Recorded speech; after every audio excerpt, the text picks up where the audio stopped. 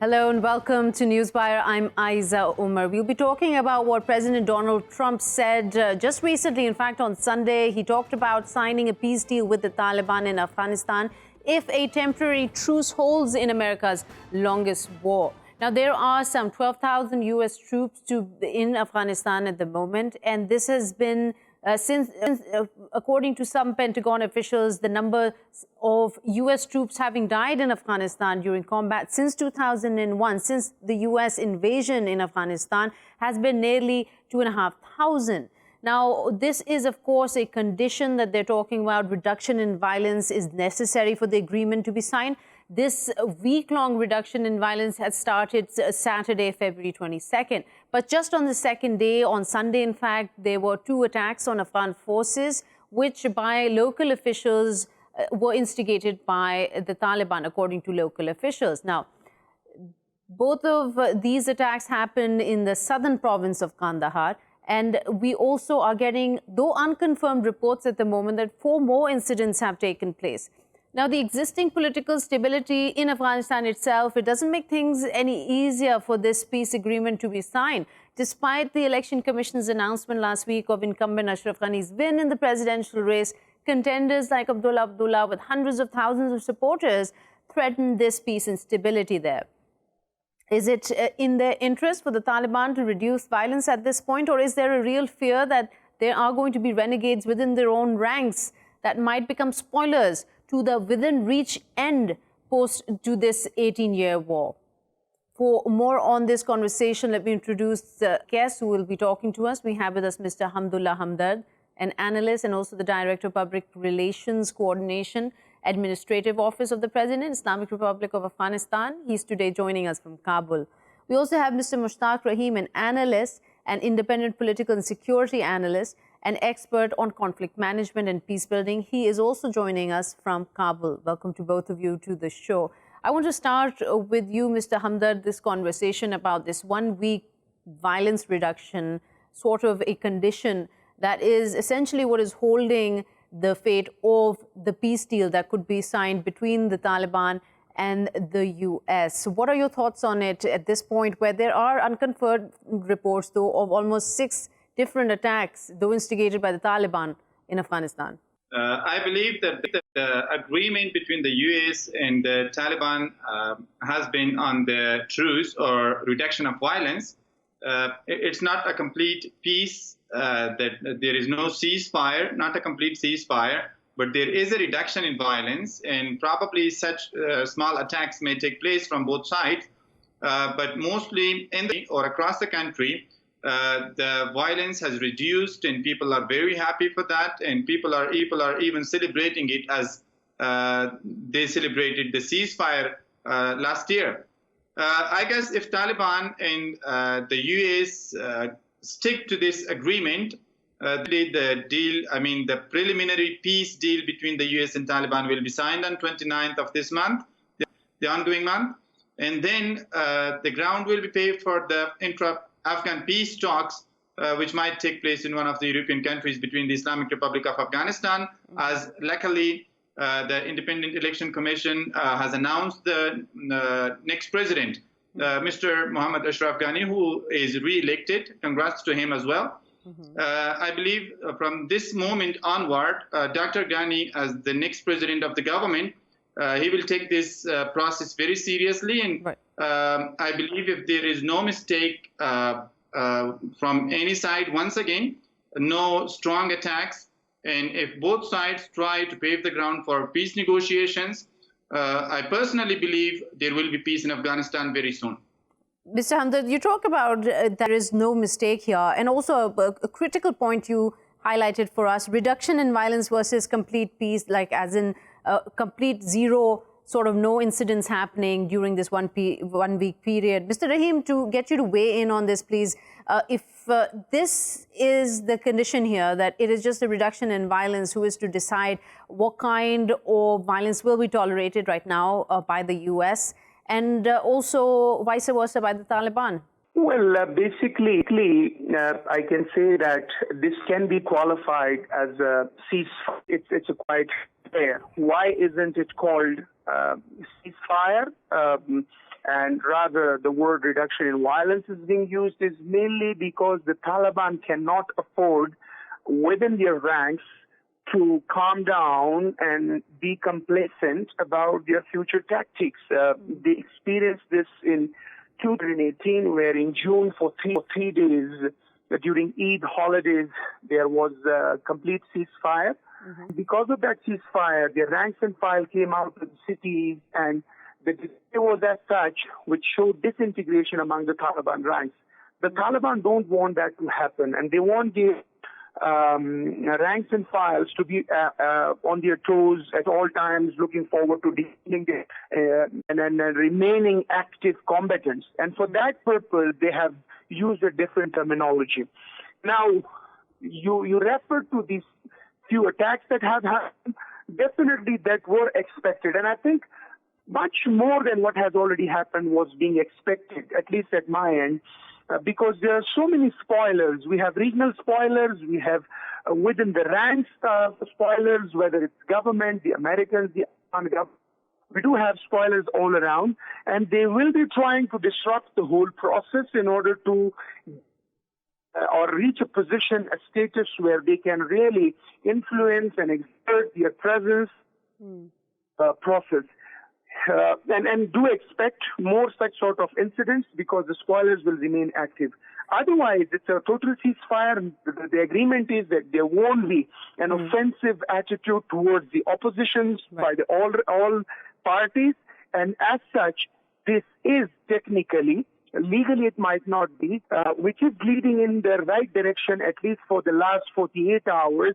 By look of the things, we can see that, and we can predict that things are moving in the right direction in terms of confidence building among the parties, particularly Americans. Mr. Rahim, that's really heartening to hear that at least it's moving in the right direction, by your opinion here. But it seems from what you're saying that the question about spoilers, that they're renegades in the ranks of the Taliban, is something that the Taliban themselves, acknowledge, which is a precarious position because peace in itself would be in the balance here. What would happen, Mr. Rahim, if one militant with a suicide vest, God forbid, goes and kills dozens in Kabul, in a Kabul market? What would happen then? And we do have this consideration. Before this agreement was reached, the analysts, the experts did pose this question. But as much as I know, there has been some sort of modus operandi agreed between the Taliban and the Americans, which will be a source of investigating such sort of incidents, looking into all of the incidents and making sure that it's one-off incident rather than it's a tactical. So the modus operandi is there. Of course, we are living by a thread. The whole situation, challenges are a lot, so many challenges attached to it. So there are challenges attached to it. Mr. Rahim, hold that. Let me come to you, Mr. Hamdard. Vice versa, if the U.S. airstrike takes place targeting Islamic State insurgents, and instead they take out a significant number of Taliban members instead, will this destroy the deal? Is there a concern amongst the government that this will affect the intra-Afghan talks, of course, in the future?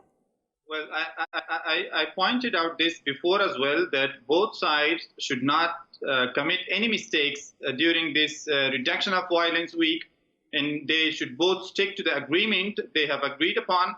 After that, they will be able to sign this preliminary deal. Otherwise, if Taliban or the US or even the Afghan government, if they do the strong attacks or like the destructive attacks, either the airstrikes or suicide attack in the city, I guess then there will be no peace deal, even not the preliminary peace deal with the US. And once again, there will be an excuse for not signing that. Mr. Hamdard, sorry to cut you there, but there are also concerns right now because the Taliban came out with a statement last week saying that they reject the result that the Election Commission gave, that President Ashraf Ghani is the winner of these presidential elections. This in its own kind of stands in the way of the intra-Afghan talks that everyone is banking on. I believe Taliban are not at the position at the moment to reject the presidential elections results because they do not accept the government at all, and they are fighting against the government So no one has asked them whether they have accepted or whether they accept or not accept the results. The candidates who are running, they are important, of course, and they have to accept the rules they have agreed upon before starting this game of elections. President Ghani is the legal president, and he has announced by the Independent Election Commission. That's it. That game is over.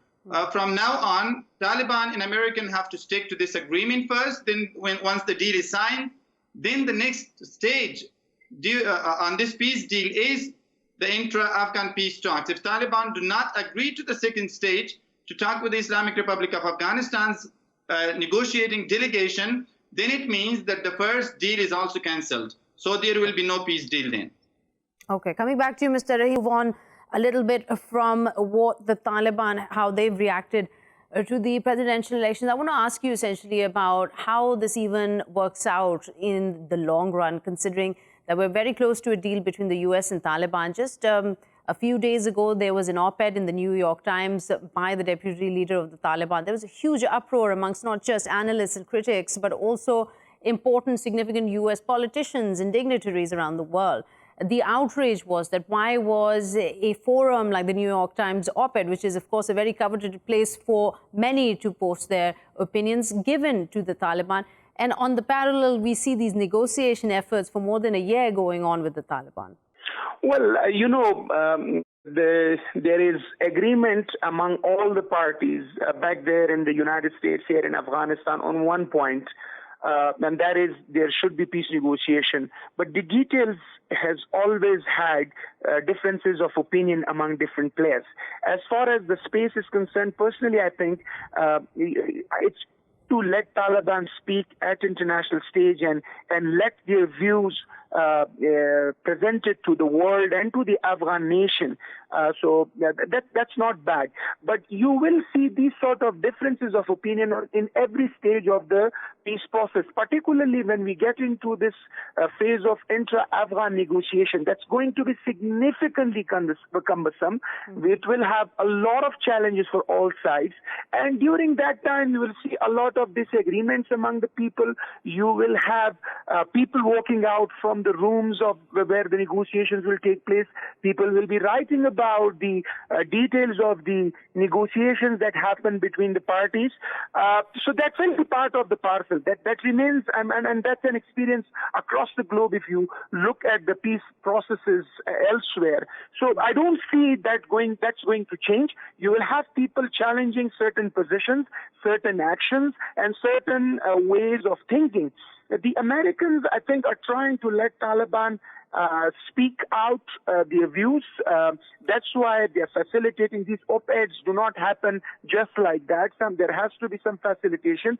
And that is all for the sake of creating a sort of sense among the different people, the analysts and the influential personalities in the American administration, to have an access to the first-hand information from the Taliban on an international platform, so that they can and they have an understanding of thinking among the Taliban ranks. Personally, I think that should be allowed, that should happen and regularly happen, but don't expect, I really expect that there will be difference of opinions at all stages of this process, this ongoing process.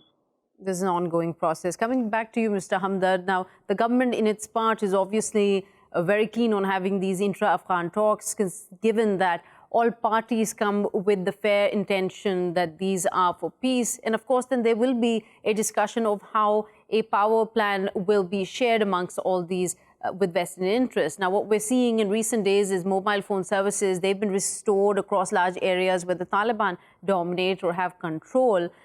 Considering historically the Taliban have tried their level best and have succeeded in destroying telecommunication networks because it is what protects their fighters in the past. This reduction in violence week that we're looking at right now, the government must have some concerns at this point at what could possibly go wrong. Well, the government is trying its best to pave the ground for the peace talks. Probably it might take a little bit time. It might not be very soon or very quickly. Like we witnessed the 9 to 10 rounds of peace talks between Zalmay Khalilzad and the Taliban, and they are agreeing on something very small. 2 or 3 points only: the withdrawal of the international troops from Afghanistan, and not attacking any country from within Afghanistan, or they should not pose any threat to other countries, and some other small issues. And once, as you pointed out, once the Taliban sit with the government or with the Islamic Republic of Afghanistan's negotiating delegation, of course, they will have to discuss everything from A to Z regarding the peace deal, regarding the government power sharing, regarding the even the type of the government, whether it will be Islamic Republic of Afghanistan, or whether it will be Islamic Emirates or something like that, or whether it will be kind of a mixed thing. So but they Mr. will have to Hamdard, discuss.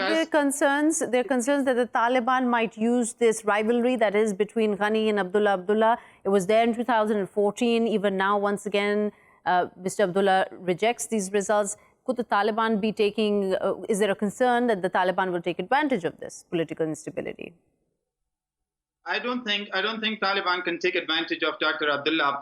Dr. Abdullah is now not in a position to misuse his power, because he has been beaten so badly in the recent elections.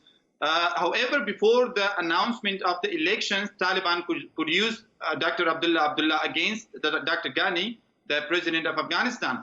But now I don't think they have a chance. However, Taliban will definitely be trying to get more or gain more during the peace deal. And Dr. Abdullah and his allies or the parties that stand with him, they will definitely try for themselves. The duty of the Afghan government or the Islamic Republic of Afghanistan is to have a win-win deal, so that both Taliban and the government and the people of Afghanistan feel themselves as victors. And the victory should be for all. There should be a win-win deal for all. There should be a win-win deal for all. Mr. Rahim, out of time, I want to pose the same question to you as we close this segment about the concern that the Taliban might be taking advantage in the near future in the intra-Afghan talks of this kind of political instability we're seeing right after the results of the presidential elections. Absolutely, they will be exploiting. That's a big weak part within the Afghan government and Afghan states' ranks.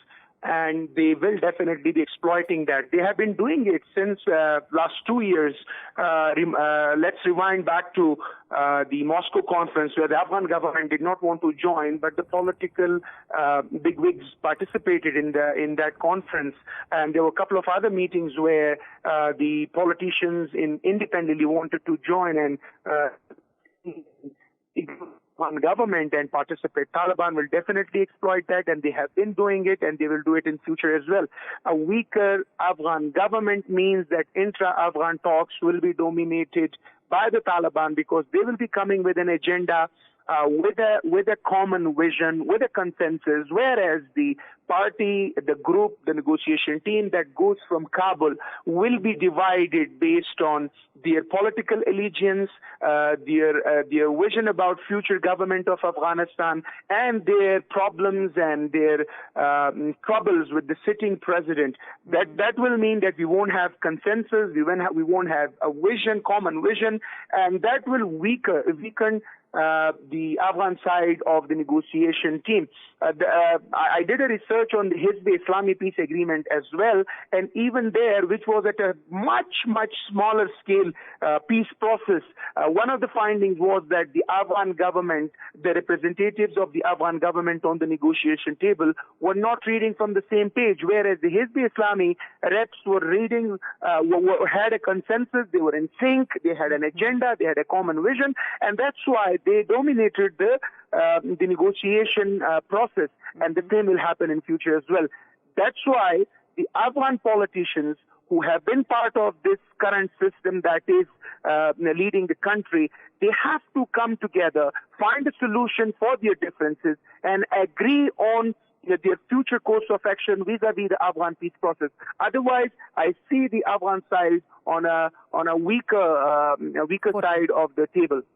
That is a big concern, that the Afghan government will be on a weaker footing if they don't get their house in order, as intra-Afghan talks are expected after a peace deal will be signed between the US and the Taliban, given that this violence reduction peace week goes well. Well, we've come to the end of this part of the show. Thank you so much, Mr. Hamdard and Mr. Rahim, for joining us. We'll take a quick short break. We'll be right back.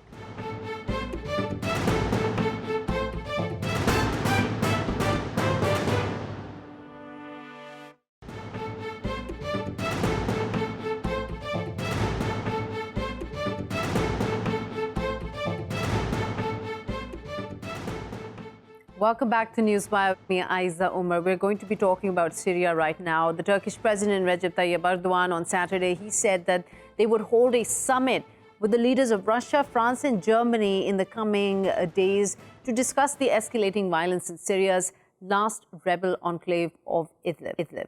Now, this announcement comes a day after France and Germany called for a four-party summit, which would, of course, involve Turkish and Russian leaders.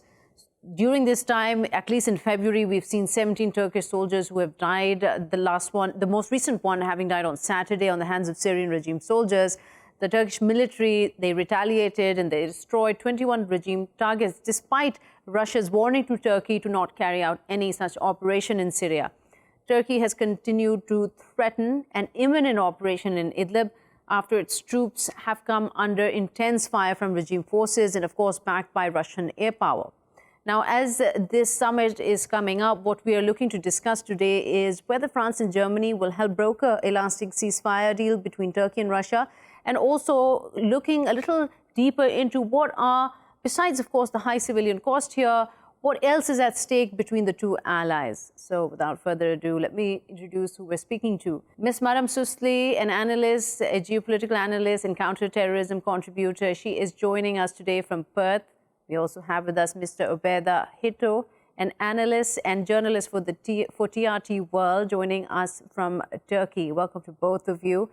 I want to start with you, Mr. Hitto. I understand you were in Syria just a few days back covering the conflict. Give us an understanding, first of all, of the situation on the ground. Turkey is already hosting some 3.6 to over 3.5 million Syrian refugees. And one of the biggest concerns that President Erdogan has talked about time and again is the new wave of refugees making to the Turkey border. Give us an idea of what the situation is like of the refugees there. Well, as soon as you cross the border into Syria from Bab al-Hawa, basically what you find is people that are on the move. Everybody seems like they're going somewhere temporarily. They're leaving their families in places and going and searching for shelter. Many people are having to resort to staying out in the open, in tents. The different kinds of camps that are being set up are serviced in different ways. Some are better serviced, some are not. Most of the people don't have access to electricity, running water, the water in the places that these people are staying in, even if it's a proper building, is being delivered there. There's no water from the faucet, as you would say. Electricity is a major problem for all of these people. Access to medical care, access to any kind of sources of food are very difficult. The roads are very bad. Most of these people don't have vehicles, so they're having to rent cars to move their items from place to place, adding expenses to these people's displacement. The situation is really quite desperate for everyone that we speak to. We've seen people living in tents. We've seen people living in abandoned prisons. We've found people living in a cave, actually, just yesterday. We found people living in the oddest of places, trying to deal with the difficult winter conditions there. Everything seems to be damp and cold because of the rain and the changing weather conditions in northern Syria. So people are exhausted. A lot of the people that we've met most recently have been displaced within basically the last month. Some have arrived towards the Turkish border in the last 10 days. Others have been already on the Turkish border for about 20, 25 days, but they're running out of resources and they're running out of energy. More than half of the people who are displaced are women and children. People have been displaced multiple times during the conflict. We've met many families who are from as far away as Damascus or even Hama, who have been displaced up to 5, 6, 7 times during the conflict. So you can imagine how drained these people are after so many years of violence and displacement in Syria. It is a terrible humanitarian situation that is holding, and by UN figures, about 1 million Syrians have been displaced right now and are moving towards the border to Turkey. Now, Mr. Hitto, give me an understanding. President Erdogan has also talked about this being a huge humanitarian crisis. He's appealed to Russia to hold back the offensive, to talk to the Syrian regime, to tell them to pull back. But and there have been several conversations that have taken place, whether between delegates or foreign ministers or phone calls between Putin and President Erdogan. But the concern is that nothing is happening. Why should this summit be any different? Well, I don't think there's two basically levels to this question. There's one about the people that are on the ground that are living in these ongoing, fast-changing, very difficult conditions. And then there's the political side. The people on the ground are not waiting for any meetings. The people on the ground are having to deal with this on a day-to-day basis. They're the ones who are having to survive. On a political basis, there are things that are happening on the ground that are going to affect the way that this meeting plays out. For example, even though they've agreed that they're going to sit at the table on March 5th, there is ongoing regime offensive in southern Idlib. The regime overnight took 7 more villages from opposition control just west of Maram and Nu'man, and these areas are the last pocket of opposition control south of the M4 highway. Turkey is already conducting its own operations inside northern Syria. It's also sending reinforcements to these areas, but it's not clear exactly what their role is. Turkey is committed, as we've heard many times, to protecting these areas, making them safe for civilians, applying the Sochi deal, but we don't know exactly what Turkey's end game is going to be, or even Russia or the regime have even been more clear about what they want to achieve. They say that they want to return all Syrian territory. Mr. Hitto, is there any understanding that the biggest criticism Turkey that Russia has had is that they never really de-escalated according to the 2018 agreement, that they never really reined in the terrorists like the HTS there in Idlib. So is there any understanding that maybe they are going to revisit their part of the agreement? I'm sure they're going to go through all of the points of the Sochi deal and compare their notes, basically, if you will. Each side will say, oh, we did this and you guys didn't do this. But at the end of the day, whether Russia is using this pretext of, oh, we're firing these rockets and bombs at terrorists, whether Russia is going to stay committed to that or not is irrelevant, because the damage is already done. These towns have already been evacuated. The regime has already destroyed these places, has already displaced over 2 million people since April of last year. The damage has already been done. The question is here now, who is going to rein in the regime from conducting attacks on places where civilians are living? If IDP camps where people fled to because they thought were going to be safe are being attacked, the opposition is not attacking these IDP camps. These attacks are coming from regime areas conducted by regime or Russian aircraft. So the question is, who is actually going to stop these people from conducting these kinds of violent attacks? So, Ms. Susli, we're also then going to question that why are 900,000 Syrian refugees rushing to Turkey at this point, while the onslaught from the Syrian regimes continues on civilian places, villages, towns? Will not allow Who's them. going to?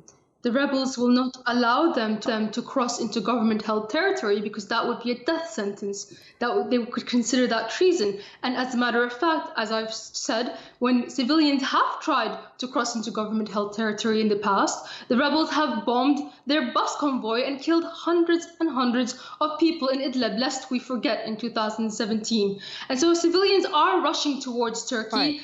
Because of the fact that Turkey is continuing to allow these insurgent groups and prolonging the suffering of people. And it's ironic that when Turkey invaded the It doesn't make sense, Ms. Susli, because what I understand then, if the Syrian regime was out to protect its civilians from the extremist elements in Idlib, then it would be providing the kind of refuge these civilians who, as Mr. Hitto pointed out, have been displaced several times in these past 9 years. I mean, this is not just this one-time incident. The majority of IDPs, the majority of refugees are refugees inside Syria. They are internally displaced refugees. And in fact, the ones that are going towards Turkey in Hatay province, Hatay province was also a part of Syria before 1939. So they're all displaced within Syria. And as a matter of fact, it's interesting that Susli, hang on one second. Mr. Hitto, you want to comment on this point? Yeah, I just wanted to point out that, you know, the guest was talking about these civilians that are choosing to go towards the Turkish border instead of towards regime areas, and that there's a terror group that's been terrorizing these people there for so many years. And we hear these kinds of allegations, but there is no evidence to actually concretely identify where these people are going and if they're being Okay, we got your point there, Mr. Hitto. We got your point there. Ms. Susli, let me ask you this. Ms. Susli, hang on one second. You know is that the Washington Post released footage of women that were being killed by regime forces because they stayed behind in areas that the regime recently controlled in Aleppo. What we do do know is First that we've such seen footage is videos that- of but there young is men footage of having to Al-Qaeda be bombing tortured and kiss the buses boots loads of civilians. regime There is footage of soldiers that. after Okay, they were hang on. captured. We're when not getting regime anywhere with this. Mr. soldiers Hitto, hang on, hold that thought. Mr. Hitto, And hold that thought. the Mr. Susli, let me allegations also about add to terror this point groups here. killing people Mr. Susli, one and second, preventing Mr. people from Hitto. going to areas. All right, one second. Let me just add here. Let me just add here. Inaccurate because I've been Sickening, in absolute sickening what over Turkey is the doing in Syria right days, now. Okay. I've been Breaching the inside sovereignty Idlib. of an What is not independent state. disputed? What is not okay? Both of you, could I just have 1 second? Let me just get 2 words in, and then we can continue with this debate. What is not disputed right now? What is not, Mr. Hitto, 1 second. What is not disputed right now is that last week Russia objected to a UN Security Council adopting a statement that would call for a ceasefire in Idlib. Right, Mr. Susli? That happened. That's a fact, right? That's not media creating propaganda. That's a fact. Russia and China earlier on also objected to a UN move to provide aid to these very Syrian refugees. This is not up to Russia. Explain to me this is why. up to the Syrian state. This has Well, nothing Russia to do with Germany or it's France an ally. or Russia. Russia is an anyone. ally of the Syrian regime. It's so an ally, sure. If It is the an Syrian ally, regime but is at the end looking of the out day, for if its the Syrian civilians, government is going why to would Idlib, it the not? Syrian government Why is going would it to Idlib. allow Russia a veto in stopping very critical aid? This is 40% of the medical aid needed right now in Syria. Why would Syrian regime force allow that? I'll let you know because as we have seen from the Syrian government retaking these cities, the Al-Qaeda terrorists have been hoarding the aid and using it to support and fund perpetuate their war. This has been going on now for 9 years. How much longer are we going to tell people that they have to wait and live under what is essentially a terrorist movement that is killing civilians? How much longer must Syria allow these invaders to take our territory? This is not going to go on forever. And perhaps now is the time to all right, end Mr. it. Susli, we heard you. Mr. Hitto, very quickly. Go ahead. Now, there's nobody in control of Idlib province today. Your guest is suggesting that a terror group that nobody can identify is in control of Idlib province. I was there just yesterday. Hang on, Mr. Susli. Let him finish his thought. People are running for their lives because bombs are falling over their heads that the regime in Russia are dropping on towns and villages that are filled with civilians. Every time the regime comes to take an area, it's bombing these areas, clearing the civilians out, and advancing. There is nobody in control of Idlib province. Idlib province is a place where 2 to 4 million people now are near the Turkish border waiting for the Assad regime to come and kill them all. Everyone is telling us that. Every single person, man, woman, and child that is sitting on the Turkish Mr. Hitto, okay. Mr. Susli, Mr. Hitto, let's deviate a little bit from this debate right now. Let me ask you this. Let's start with you, Mr. Susli. How long? Hang on, Mr. Hitto. I get it. I hear you there. Let's move on a little. We've got a few points to cover. Mr. Susli, how long is Russia going to be able to afford this total falling out with Turkey? Because it seems it's very close here. This summit being called on March 5th with Germany and France mediating. How long is Russia going to afford this, considering the economy they've got themselves and the offensive continuing in Idlib? You know, this isn't just about Idlib. In the northeast of Syria, Turkey has been invading. When they invaded and bombed those cities in the northeast, that wasn't the question here. Sure, I'll get to that. I want to get to the point because we're running out of time. Absolutely. This complete front with Turkey happening, as we see with Russia. Russia will go to the end. This is a life and death thing for Russia as well, because they're facing their own terrorist problems in the Caucasus. So Russia will not let go of the situation. I'm coming to you, Mr. Hitto, no matter the cost. Mr. Hitto, your comment. No matter the cost. Yeah, the guest very clearly pointed out that this is a life or death issue for Russia. And I would argue that people understand that very clearly, and they've accepted their fate. People living now on the Turkish border, basically between the Turkish border and the incoming Assad regime army backed by the Russian Air Force, are literally waiting for their death. This is a fate that they've accepted, and they don't know why they've had to accept that, but they have no other option. It's a very small area in northwest Syria where all of these people have come and congregated. They're living in camps. They're living in random places. They're living out in the streets. People are living in their cars with their women and children. People are dying from the cold, from sickness.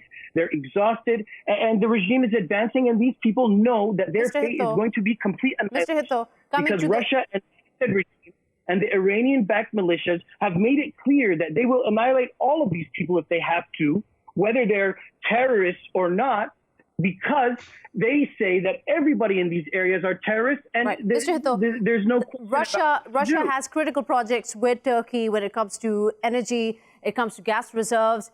All of this is at stake. What is unfolding in Libya is at stake there with the kind of falling out we're seeing right now. Are they going to have a complete falling out, Turkey and Russia?